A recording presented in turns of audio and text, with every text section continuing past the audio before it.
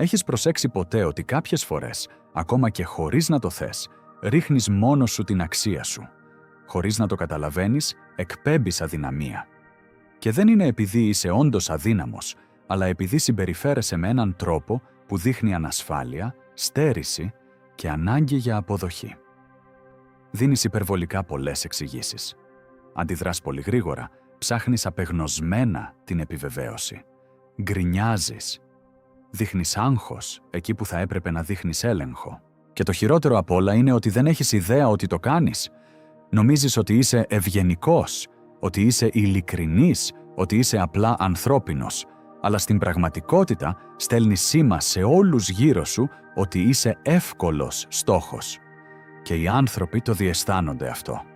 Ακόμα κι αν δεν μπορούν να το εξηγήσουν με λόγια, το νιώθουν στην ατμόσφαιρα. Και μετά αναρωτιέσαι γιατί δεν σε σέβονται όσο θα ήθελες. Γιατί δεν σε παίρνουν στα σοβαρά. Γιατί φαίνεται να είσαι πάντα σε μειονεκτική θέση στις παρέες, στη δουλειά, ακόμα και μέσα στην οικογένεια. Η απάντηση δεν βρίσκεται εκεί έξω. Βρίσκεται μέσα σου. Κρύβεται σε αυτές τις μικρές συμπεριφορές που επαναλαμβάνεις κάθε μέρα, χωρίς να βλέπεις ότι η καθεμία από αυτές ροκανίζει την εξουσία σου, την παρουσία σου και την προσωπική σου δύναμη. Υπάρχει μια χαόδης διαφορά ανάμεσα στην πραγματική δύναμη και στο φαίνεσθε. Πρέπει να καταλάβεις αυτή τη διαφορά, γιατί καθορίζει το πώς σου φέρεται ο κόσμος. Η πραγματική δύναμη πηγάζει από μέσα. Είναι σιωπηλή, είναι ελεγχόμενη, είναι ακλόνητη. Αντίθετα, η ψεύτικη δύναμη κάνει φασαρία, είναι αντιδραστική και αμυντική. Το πρόβλημα είναι ότι οι περισσότεροι τα μπερδεύουν αυτά τα δύο. Νομίζουν ότι πρέπει να αμυνθούν για να φανούν δυνατοί. Νομίζουν ότι πρέπει να αποδείξουν την αξία τους. Πιστεύουν ότι πρέπει να απαντούν σε κάθε πρόκληση, σε κάθε σχόλιο, σε κάθε στραβό κοίταγμα. Και αυτό ακριβώς είναι που σε κάνει να φαίνεσαι αδύναμος. Γιατί η αληθινή δύναμη δεν έχει ανάγκη να αποδείξει τίποτα. Δεν χρειάζεται εξηγήσεις. Δεν χρειάζεται να αντιδρά. Η αληθινή δύναμη απλώς υπάρχει. Όταν το καταλάβεις αυτό, όταν σταματήσεις να κάνεις αυτά τα λάθη που προδίδουν την εσωτερική σου ανασφάλεια, όλα αλλάζουν. Οι άλλοι αρχίζουν να σε σέβονται χωρίς να το ζητήσεις. Αρχίζουν να σε παίρνουν στα σοβαρά χωρίς να χρειαστεί να επιβληθείς. Αρχίζουν να σε βλέπουν ως κάποιον που έχει τον έλεγχο, που έχει κύρος, που έχει πραγματική ισχύ. Ο Μάρκος Αβρίλιος, αυτοκράτορας της Ρώμης και ο πιο ισχυρός άνδρας της εποχής του, κατέγραψε στα «Είσαι αυτόν» μερικές σκληρές αλήθειες για την εξουσία, τη δύναμη και τον έλεγχο. Το συναρπαστικό είναι ότι δεν τον απασχολούσαν οι στρατοί ή οι κατακτήσεις. Είχε αιμονή με κάτι πολύ πιο βαθύ, την εσωτερική κυριαρχία, τον έλεγχο του ίδιου του μυαλού. Την ικανότητα να μην κλονίζεται από τις γνώμες των άλλων, από τις προκλήσεις, από όσα συμβαίνουν γύρω του. Ο Μάρκος Αβρίλιος ήξερε κάτι που οι περισσότεροι δεν θα καταλάβουν ποτέ. Ότι η πραγματική δύναμη δεν βρίσκεται σε αυτά που κάνεις προς τα έξω, αλλά σε αυτά που ελέγχεις μέσα σου. Και τα έγραψε αυτά όχι για να τα διαβάσει το κοινό, αλλά για τον εαυτό του. Ήταν προσωπικές υπενθυμίσεις, νοητικές ασκήσεις που έκανε καθημερινά για να μην χάσει τον εαυτό του μέσα στο χάος της εξουσίας, στις ίντριγκες και στις πιέσεις που έχει η ηγεσία μιας αυτοκρατορίας. Ένα από τα πράγματα που ο Μάρκος Αβρίλιος επαναλάμβανε συνεχώς στον εαυτό του ήταν να μην αφήνει τις γνώμες των άλλων να τον ταράζουν. Έγραφε «Όλα όσα ακούς είναι μία γνώμη, όχι γεγονός. Όλα όσα βλέπεις είναι μία οπτική γωνία, όχι η αλήθεια». Σκέψου το λίγο. Ο αυτοκράτορας της Ρώμης, περικυκλωμένος από κόλακες, επικριτές και συνωμότες που προσπαθούσαν να τον χειραγωγήσουν, θύμιζε στον εαυτό του ότι τίποτα από όσα λένε δεν είναι η πραγματικότητα. Είναι απλώς γνώμες, ερμηνείες. Αν λοιπόν ο άνθρωπος που κυβερνούσε τον κόσμο χρειαζόταν να το θυμάται αυτό κάθε μέρα, φαντάσου εσύ. Πόσες φορές τη μέρα αφήνεις μία ξένη γνώμη να σε ρίξει? Πόσες φορές νιώθεις την ανάγκη να δώσεις εξηγήσεις επειδή κάποιος σε παρεξήγησε? Πόσες φορές αντιδράς συναισθηματικά επειδή κάποιος είπε κάτι για σένα που δεν ισχύει. Αυτό είναι το πρώτο τραγικό λάθος που σε κάνει να φαίνεσαι αδύναμος. Δίνεις υπερβολικές εξηγήσεις. Δικαιολογείσαι. Προσπαθείς να πείσεις. Και κάθε φορά που το κάνεις αυτό, λες στον κόσμο «Χρειάζομαι την έγκρισή σου. Χρειάζομαι να με καταλάβεις. Χρειάζομαι να συμφωνήσεις μαζί μου». Αυτό είναι καθαρή αδυναμία. Οι δυνατοί άνθρωποι δεν δίνουν εξηγήσεις. Όχι από αλαζονία, αλλά επειδή καταλαβαίνουν κάτι βασικό. Όποιος θέλει να καταλάβει, θα καταλάβει. Όποιος δεν θέλει, δεν πρόκειται να καταλάβει ποτέ, όσα λόγια κι αν ξοδέψεις. Ο Μάρκος Αβρίλιος είχε να κάνει με συγκλητικούς που τον κατέκριναν, με φιλοσόφους που διαφωνούσαν, με στρατηγούς που αμφισβητούσαν τις αποφάσεις του. Και δεν έχανε χρόνο να δικαιολογηθεί. Απλώς συνέχιζε να κάνει αυτό που θεωρούσε σωστό, οδηγούμενος από τη δική του λογική και όχι από τη γνώμη των άλλων. Αυτό δημιουργούσε ένα κύρος που ερχόταν από τη σιωπή, όχι από τη φασαρία. Όταν σταματάς να απολογείσαι, όταν απλώς πράττεις με βάση τις αρχές σου και αφήνεις τις πράξεις σου να μιλήσουν, συμβαίνει κάτι μαγικό. Οι άλλοι αρχίζουν να σε σέβονται περισσότερο, γιατί δεν ζητιανεύεις πια την αποδοχή τους. Απλώς υπάρχεις. Και το να είσαι είναι απείρως πιο ισχυρό από το να προσπαθείς να αποδείξεις. Το δεύτερο λάθος συνδέεται άμεσα με το πρώτο. Αντιδράς πολύ γρήγορα. Κάποιος σε προκαλεί και απαντάς αμέσως. Κάποιος σε κρίνει και αμέσως αμήνεσαι. Κάποιος σε αμφισβητεί και περνάς στην αντεπίθεση. Κάθε γρήγορη αντίδραση είναι απόδειξη έλλειψης ελέγχου. Είναι σαν να λες «Έχεις εξουσία πάνω μου. Μπορείς να με βγάλεις εκτός εαυτού. Μπορείς να με κάνεις να χάσω την ψυχραιμία μου». Ο Μάρκος Αβρίλιος είχε μία ατάκα μαχαιριά γι' αυτό. Επίλεξε να μην νιώσεις προσβεβλημένος και δεν θα έχεις προσβληθεί.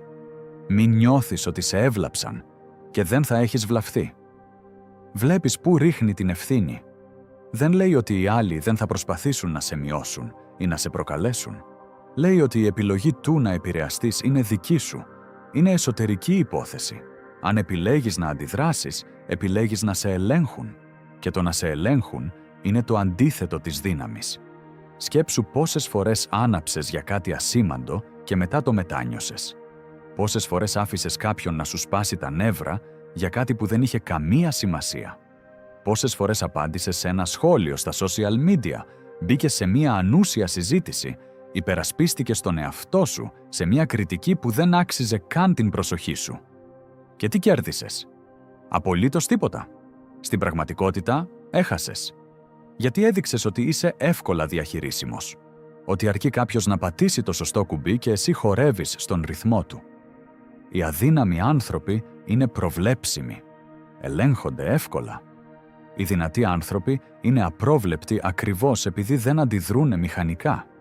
Επιλέγουν πότε και αν θα απαντήσουν. Και τις περισσότερες φορές επιλέγουν τη σιωπή. Γιατί καταλαβαίνουν ότι οι περισσότερες προκλήσεις δεν αξίζουν ούτε την ενέργεια που απαιτεί μία απάντηση. Ο Μάρκος Αβρίλιος κυβερνούσε μία αυτοκρατορία γεμάτη απειλές. Θα μπορούσε να περνάει τη μέρα του αντιδρώντας σε κάθε φήμη και κάθε επίθεση. Αλλά δεν το έκανε.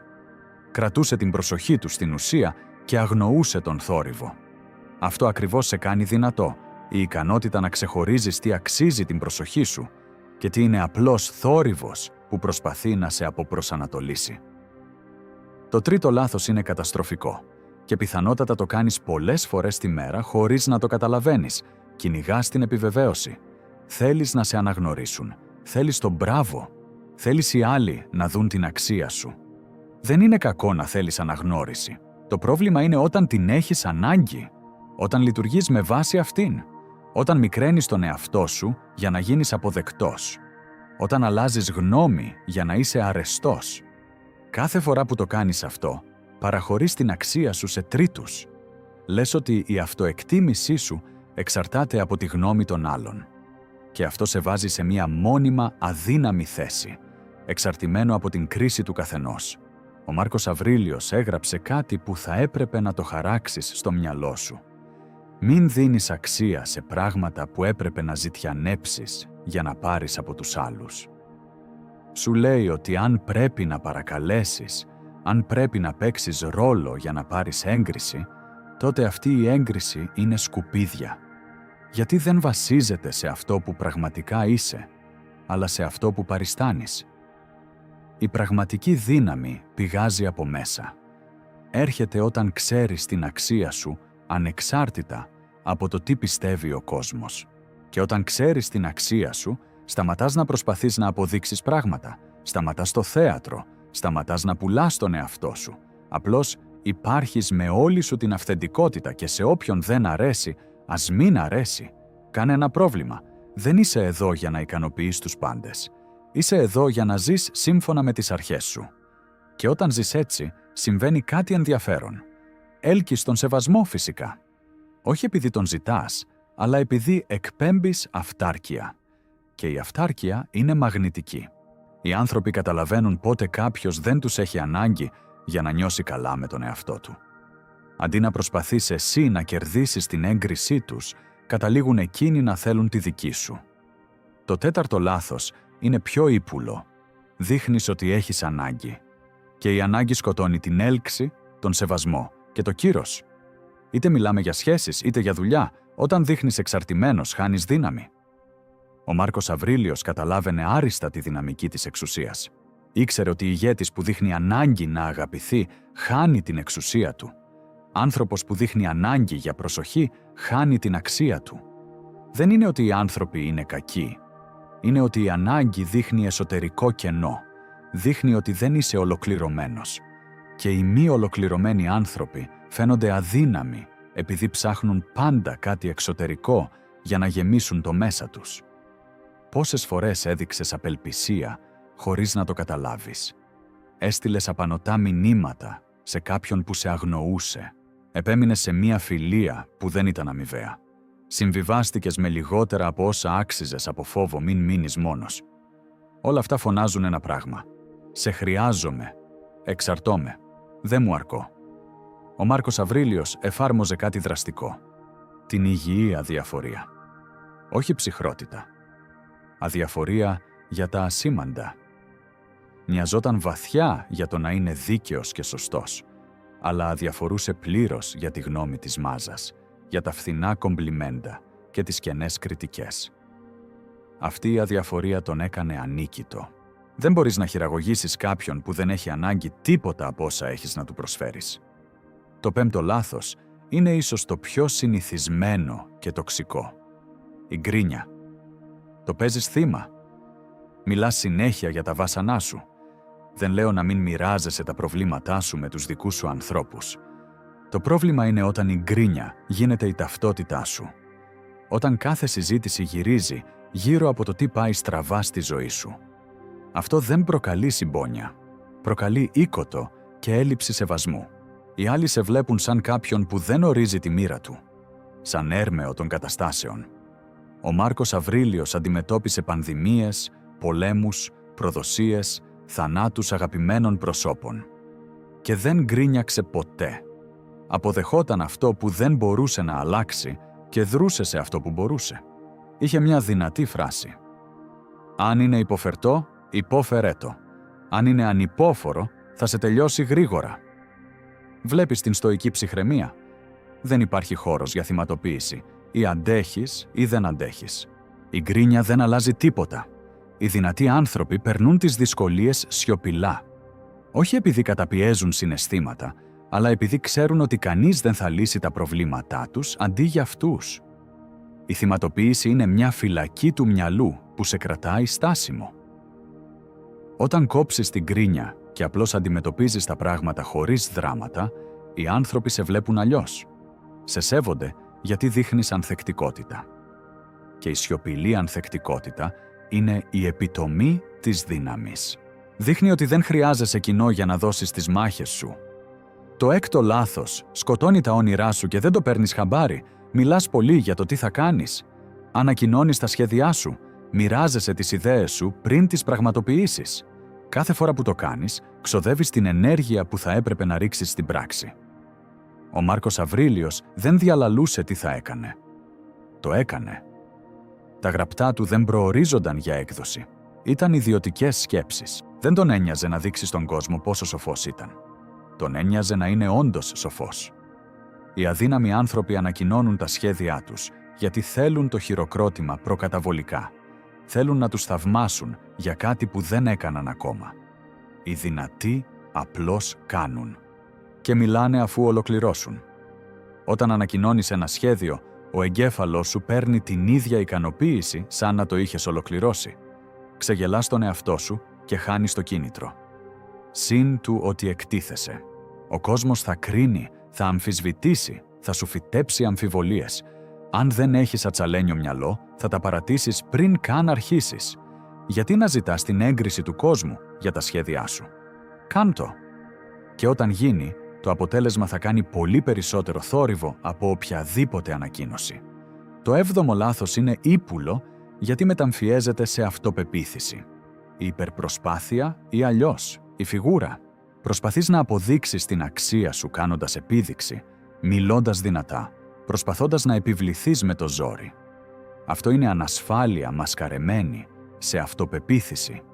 Η πραγματική αυτοπεποίθηση είναι ήρεμη, είναι φυσική, δεν χρειάζεται να φωνάξει.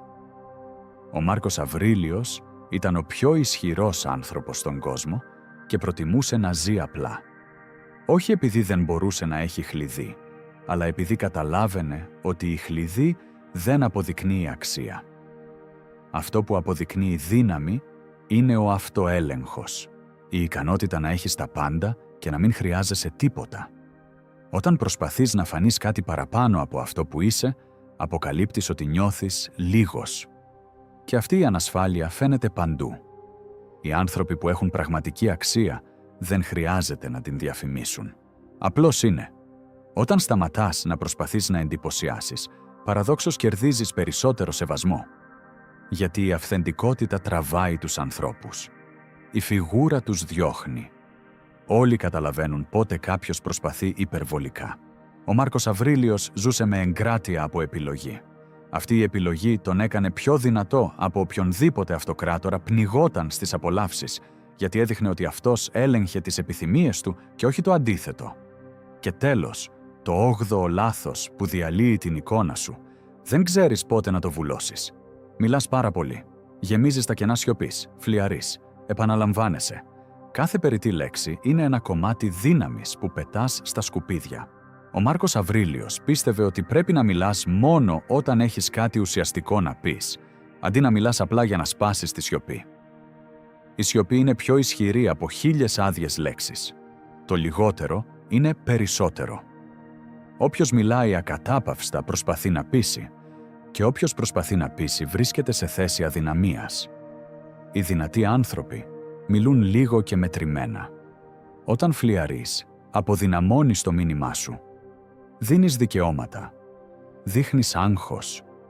Δείχνεις ότι δεν αντέχεις τη σιωπή. Όταν όμως κυριαρχείς στη σιωπή, όταν μιλάς μόνο για τα απαραίτητα, δημιουργείς κύρος. Οι άλλοι προσέχουν περισσότερο, γιατί ξέρουν ότι όταν ανοίγεις το στόμα σου, θα πεις κάτι σημαντικό. Ο Μάρκος Αβρίλιος άκουγε περισσότερο και μιλούσε λιγότερο. Αλλά όταν μιλούσε, όλοι σώπαιναν. Κάθε φράση είχε βάρος. Πρέπει να μάθεις ότι η στρατηγική σιωπή είναι όπλο. Είναι έλεγχος. Κάθε φορά που αντιστέκεσαι στην παρόρμηση να μιλήσεις ανούσια, ασκείς εξουσία στον εαυτό σου. Ας τα βάλουμε όλα αυτά σε μία σειρά. Αυτά τα 8 λάθη δεν είναι τυχαία. Είναι συμπτώματα ενός βαθύτερου προβλήματος. Δεν ελέγχεις το μυαλό σου. Αντιδράς αντί να απαντάς συνειδητά. Σε ελέγχουν οι καταστάσεις αντί να τις ελέγχεις εσύ. Ζεις από έξω προς τα μέσα. Όσο ζεις έτσι, θα φαίνεσαι πάντα αδύναμος. Η αληθινή δύναμη δεν έρχεται από αυτά που κάνεις έξω, αλλά από αυτά που ελέγχεις μέσα. Ο Μάρκος Αβρίλιος αφιέρωσε τη ζωή του σε αυτόν τον εσωτερικό έλεγχο. Τα «είσαι αυτόν» ήταν η προπόνησή του για να γίνει άτρωτος, για να γίνει κύριος του εαυτού του. Και μπορείς να κάνεις το ίδιο. Μπορείς να ξεκινήσεις σήμερα να κόβεις αυτά τα 8 λάθη. Δεν θα είναι εύκολο. Είναι συνήθειες ετών. Αλλά κάθε φορά που πιάνεις τον εαυτό σου να πάει να δικαιολογηθεί και σταματάς, δυναμώνεις. γίνεσαι λιγότερο ελεγχόμενος, πιο δυνατός. Δύναμη είναι να μην κλονίζεσαι, να μην έχεις ανάγκη, να μην αντιδράς σπασμωδικά, να είσαι ολόκληρος, αυτάρκης, ατάραχος μπροστά στο χάος. Αν λειτουργήσε για τον Μάρκο Αβρίλιο μέσα σε έναν ολόκληρο πόλεμο εξουσίας, θα λειτουργήσει και για σένα. Η αλήθεια είναι ότι κανείς δεν μπορεί να σε κάνει να φαίνεσαι αδύναμος χωρίς την άδειά σου. Κάθε φορά που απολογείσαι, δίνεις αυτή την άδεια. Κάθε φορά που γκρινιάζεις ή κάνεις φιγούρα, παραδίδεις τα όπλα σου. Πάρε πίσω τη δύναμή σου. Σταμάτα να δίνεις εξηγήσεις. Οι πράξεις σου μιλάνε πιο δυνατά. Σταμάτα να αντιδράς. Διάλεξε τη σιωπή. Σταμάτα να ζητιανεύεις μπράβο. Βρες την αξία μέσα σου. Σταμάτα να γκρινιάζεις. Δράσε. Σταμάτα να ανακοινώνεις. Κάντο και άσε τους να αναρωτιούνται. Σταμάτα να προσπαθείς να εντυπωσιάσεις. Γίνε αυθεντικός. Και σταμάτα να μιλάς τόσο πολύ. Μάθε τη δύναμη της σιωπής. Όταν τα κάνεις αυτά, γίνεσαι μια φυσική δύναμη. Γίνεσαι ασταμάτητος. Κανείς δεν μπορεί να σε χειραγωγήσει πια. Τότε έρχεται η ελευθερία. Η πραγματική ελευθερία. Όχι να κάνεις ό,τι θες, αλλά να μην σε αγγίζει αυτό που θέλουν οι άλλοι. Να ζεις με τις δικές σου αρχές. Ο Μάρκος Αβρίλιος το έλεγε, να ζεις σύμφωνα με τη λογική φύση. Δηλαδή να οδηγείσαι από τη λογική, όχι από το συναίσθημα. Από το σωστό, όχι από το εύκολο. Έτσι γίνεσαι πραγματικά δυνατός. Και αυτή τη δύναμη δεν μπορεί να στην πάρει κανείς, γιατί την κουβαλάς μέσα σου. Έχεις μια επιλογή τώρα. Μπορείς να συνεχίσεις να κάνεις αυτά τα λάθη και να αναρωτιέσαι γιατί δεν σε σέβονται. Ή μπορείς να ξεκινήσεις τώρα, αυτή τη στιγμή, να τα εξαφανίζεις ένα-ένα. Ξεκίνα να παρατηρείς πότε πας να δικαιολογηθείς και κόψ' το. Νιώσε πότε πας να αντιδράσεις και σώπασε. Κράτα τα σχέδιά σου για σένα μέχρι να γίνουν πράξη. Μίλα μόνο για τα ουσιώδη. Κάθε μικρή νίκη σε αυτή την εσωτερική μάχη σε κάνει πιο δυνατό. Σε κάνει πιο ελεύθερο. Την καλύτερη εκδοχή του εαυτού σου. Ο Μάρκος Αβρίλιος πέθανε πριν από σχεδόν 2.000 χρόνια, αλλά οι αρχές του είναι αθάνατες. Γιατί η ανθρώπινη φύση δεν άλλαξε. Οι παγίδες που σε κάνουν να φαίνεσαι αδύναμος σήμερα είναι οι ίδιες με τότε. Και η λύση είναι η ίδια. Εσωτερικός έλεγχος. Λογική πάνω από συναίσθημα. Πράξεις πάνω από λόγια. Σιωπή πάνω από φασαρία. Όταν το κάνεις αυτό κτήμα σου, όταν το ζεις κάθε μέρα, γίνεσαι ανίκητος. Γιατί το παιχνίδι δεν παίζεται έξω, παίζεται μέσα στο κεφάλι σου. Και ο εσωτερικός έλεγχος κερδίζει πάντα το εξωτερικό χάος. Πάντα. Γράψε μου στα σχόλια. Ποιο από αυτά τα 8 λάθη κάνεις πιο συχνά χωρίς να το καταλαβαίνεις? Ποιο συνήθειο πρέπει να σπάσεις σήμερα για να σταματήσεις να δείχνεις αδύναμος και να αρχίσεις να ζεις με την πραγματική σου δύναμη? Σχολίασε από κάτω. Γιατί αυτή η συζήτηση δεν είναι για να φιλοσοφούμε, είναι για να αναλάβεις δράση. Και αν θες να μάθεις πώς να κυριαρχήσεις στο μυαλό σου, πώς να γίνεις ατάραχος και πώς να αποκτήσεις τον πλήρη έλεγχο του εαυτού σου με αρχές δοκιμασμένες στους αιώνες, κάνε εγγραφή στο κανάλι τώρα. Εδώ δεν θα μάθεις θεωρίες. Θα μάθεις πώς να γίνεις νοητικά αίτητος. Πώς να είσαι πραγματικά ελεύθερος. Πώς να γίνεις ο αφέντης της ζωής σου.